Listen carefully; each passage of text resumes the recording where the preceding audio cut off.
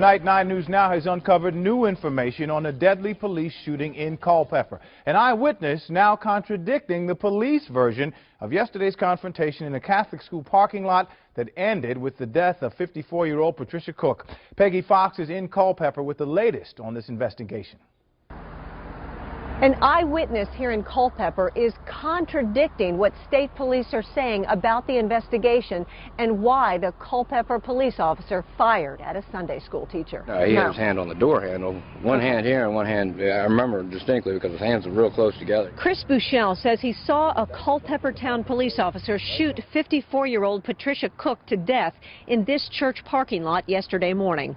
Cook was in her Jeep Wrangler. State police say Cook rolled up the window, catching the officer's arm inside, and then dragged him. Bouchel says it didn't happen that way. He was right next to the vehicle. He had one hand on the door handle and one hand on his weapon.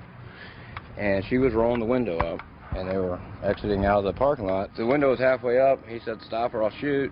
And I really didn't think he was going to do it.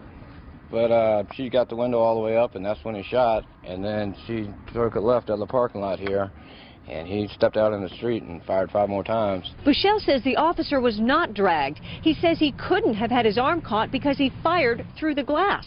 I'm angry, I'm frustrated, I'm sad. I'm fighting back tears right now. Cook's husband doesn't understand why an officer would shoot his unarmed wife multiple times. Personally, I think it may be an overreaction, maybe excessive force, but I can only surmise that. He doesn't know why his wife was in the parking lot of the Epiphany Catholic School.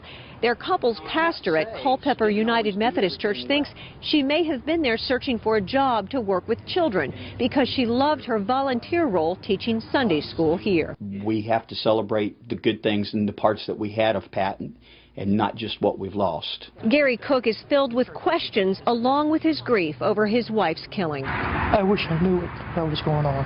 I honestly do. I wish I knew what was happening. Culpeper Town Police and the County Sheriff's Department are assisting state police in the investigation. No charges have been filed, but Gary Clark is talking to an attorney about possible legal action. In Culpeper, Peggy Fox, 9 News Now. Well, thank you, Peggy. And we should note the Virginia Medical Examiner does have Cook's body, so he can determine the exact cause of death.